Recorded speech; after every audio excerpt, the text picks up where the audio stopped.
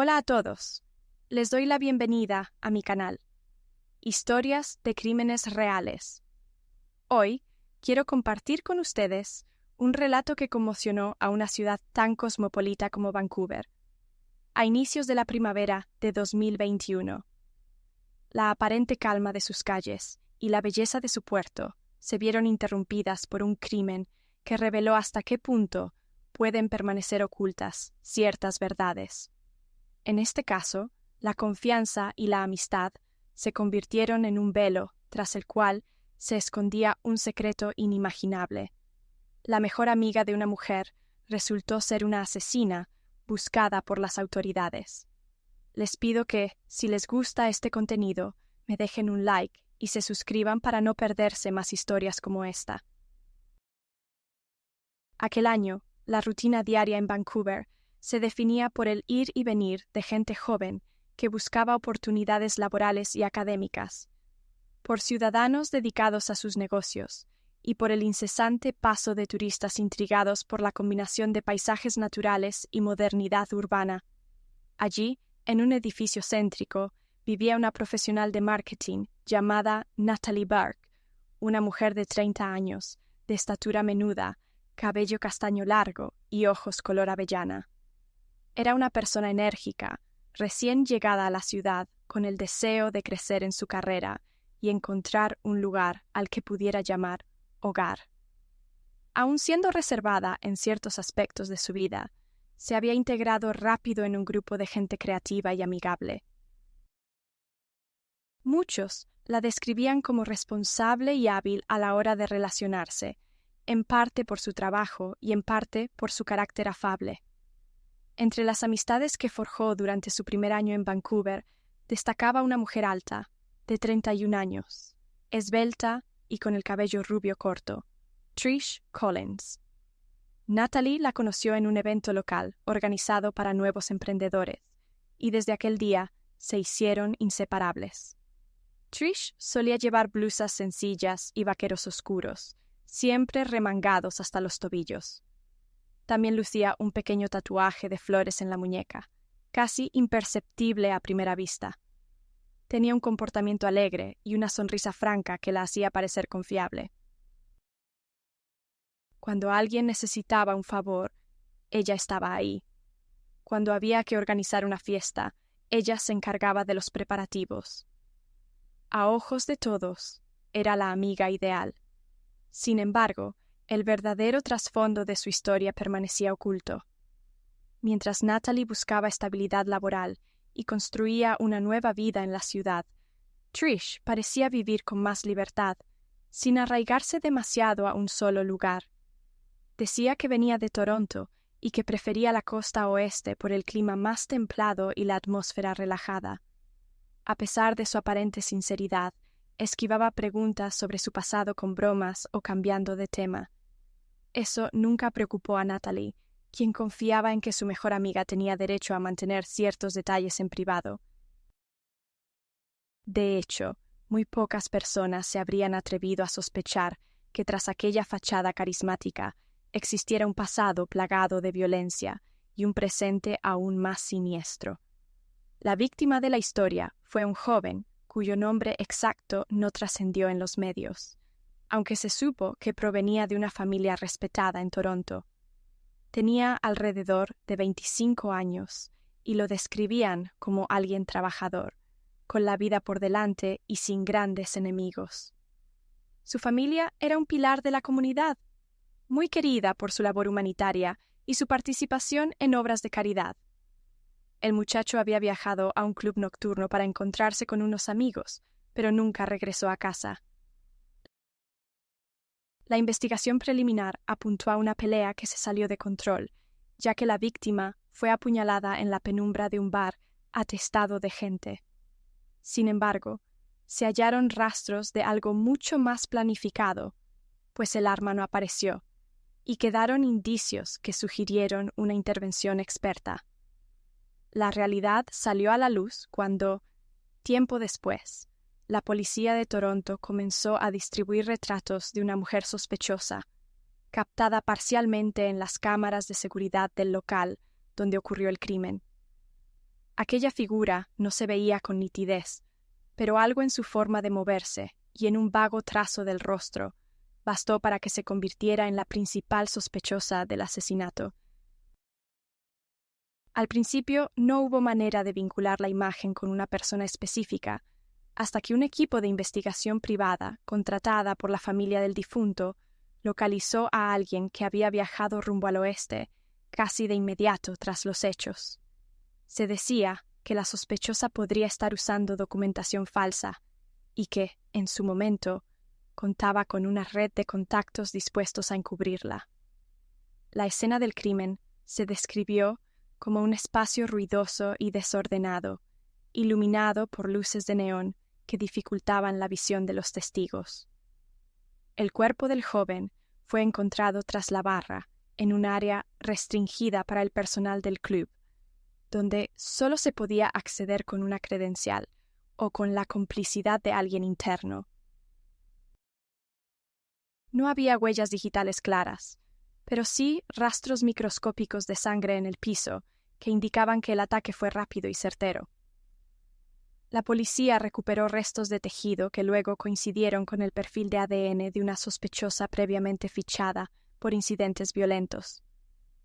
Aunque la ficha policial de esa persona existía con un nombre distinto, algunas características físicas coincidían con el rostro borroso del video.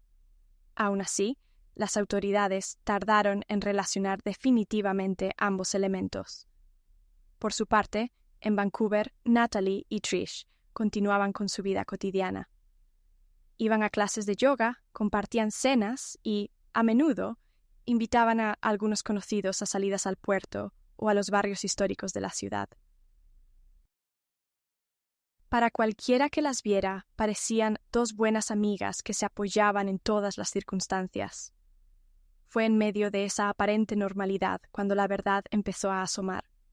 Una noche, mientras cenaban en el apartamento de Trish, Natalie tuvo que buscar un ibuprofeno para un dolor de cabeza y, al no encontrarlo en la cocina, se atrevió a revisar el bolso de su amiga con su permiso.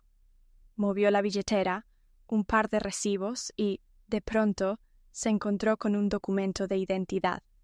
Aquella credencial no llevaba el nombre de Trish, sino uno completamente diferente. La fotografía tampoco era la de ella, o al menos eso parecía a primera vista, hasta que Natalie reconoció con claridad el pequeño tatuaje de flores en la misma muñeca que tenía su amiga. Estupefacta, Natalie sintió un escalofrío recorrerle la espalda. Se apresuró a devolver el documento, pero en su rostro se dibujó la expresión de quien acaba de descubrir algo que jamás habría imaginado. Trish notó su reacción y, aunque fingió no preocuparse, sus ojos revelaron un nerviosismo que Natalie nunca antes había visto. Desde ese instante, la armonía entre ellas se quebró, pero ninguna se atrevió a tocar directamente el tema. Al día siguiente, la tensión era evidente. Natalie siguió con su rutina, pero tomó la decisión de distanciarse para aclarar sus pensamientos. No pasó mucho tiempo antes de que un abogado de la familia del joven asesinado apareciera en el edificio donde vivía Natalie. Aquel hombre, de mediana edad y semblante serio, iba acompañado de un asistente. Le explicó a Natalie que llevaba semanas rastreando a una mujer vinculada a un caso de homicidio en Toronto y que existía la fuerte sospecha de que esa mujer y Trish eran la misma persona.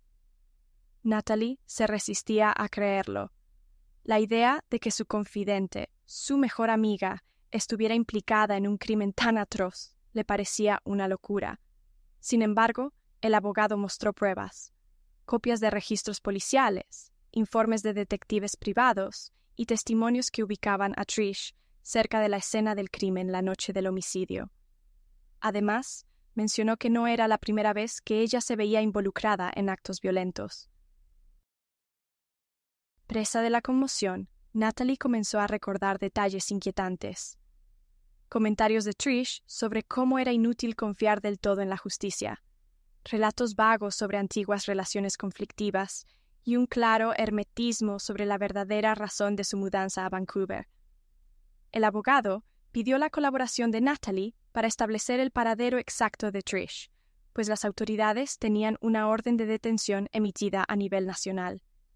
Natalie se negó rotundamente a servir de enlace para una encerrona, pero también entendió que la situación era mucho más grave de lo que jamás imaginó.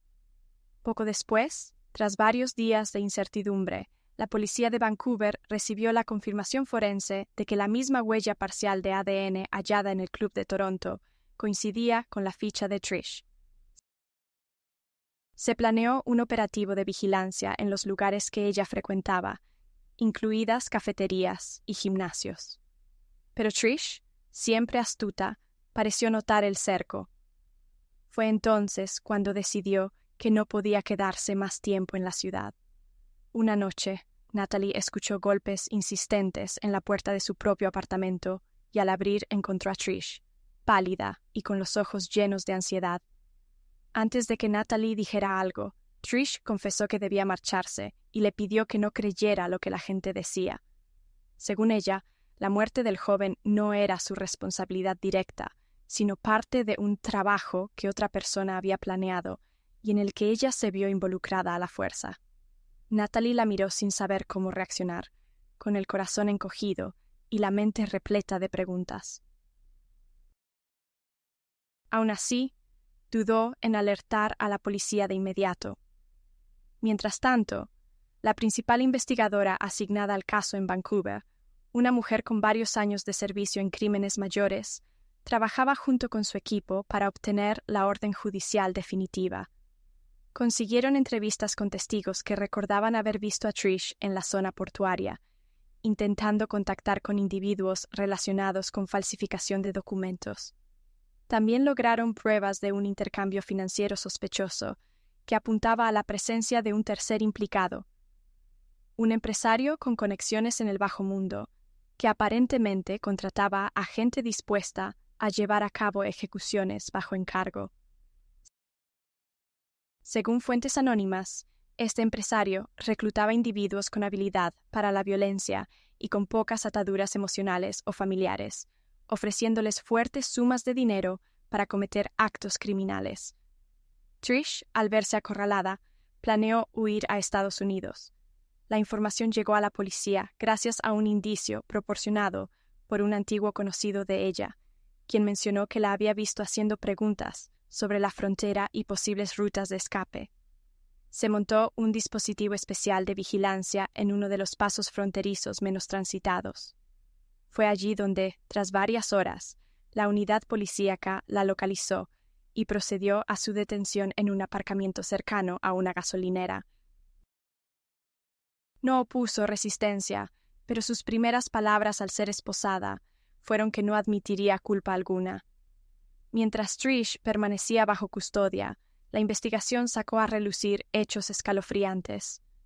El homicidio del joven en Toronto no fue un evento aislado, sino la culminación de una lista de objetivos que Trish habría estado ejecutando por encargo de ese empresario de Lampa local. Al parecer, el fallecido formaba parte de un grupo de inversores que se negaron a colaborar en una trama ilegal de lavado de dinero. La policía sospechaba que existían más víctimas, casos sin resolver que coincidían con el mismo modo de operar. Varios testigos declararon que habían visto a Trish cerca de otros incidentes violentos ocurridos meses atrás en Ontario.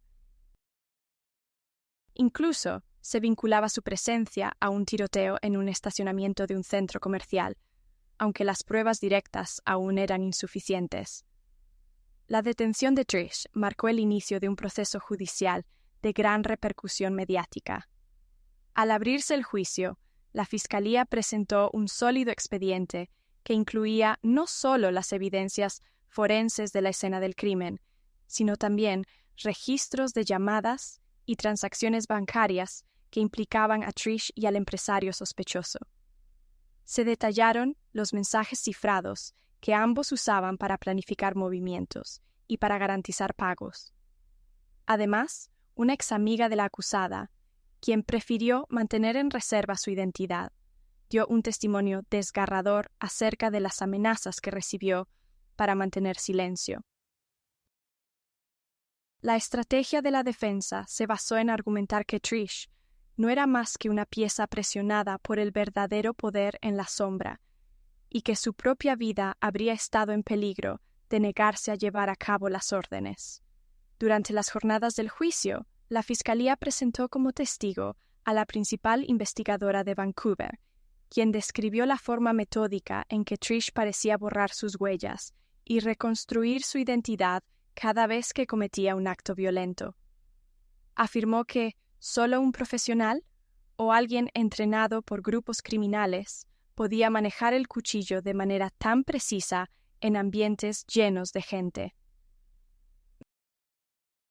Mencionó también que, gracias al testimonio de testigos y a las evidencias recopiladas, se pudo confirmar que Trish había mantenido un perfil bajo durante los meses anteriores al crimen, usando identidades falsas para moverse sin ser detectada. El abogado defensor, por su parte, retrató a Trish como una persona atrapada en una red de delincuencia organizada, donde sufrir represalias era una amenaza constante. Sin embargo, la carga de pruebas forenses, los videos de seguridad y el hallazgo de correspondencia comprometedora con diversos contactos criminales fue tan contundente que el tribunal se inclinó claramente hacia la culpabilidad. Tras un largo juicio en el que interrogaron a decenas de personas y se revisaron centenares de páginas de documentación, el juez dictaminó que Trish era responsable de asesinato en primer grado y de conspiración para cometer otros crímenes, incluyendo la planeación de futuros ataques. El veredicto conllevó una sentencia de cadena perpetua, dejando abierta la posibilidad de revisión solo después de muchos años de cumplimiento efectivo. La noticia sacudió a la comunidad de Vancouver y a la de Toronto, al tiempo que generó innumerables preguntas sobre la amplitud de la red criminal detrás de estos sucesos. Para Natalie, la experiencia fue devastadora y transformadora a la vez. De un día para otro, supo que la persona en quien había depositado su confianza la había traicionado de la forma más cruel imaginable. Se sintió culpable por no haber notado las señales y, al mismo tiempo, tuvo que atravesar la mirada inquisitiva de parte de la opinión pública que, al desconocer toda la verdad, llegó a cuestionar su propia inocencia.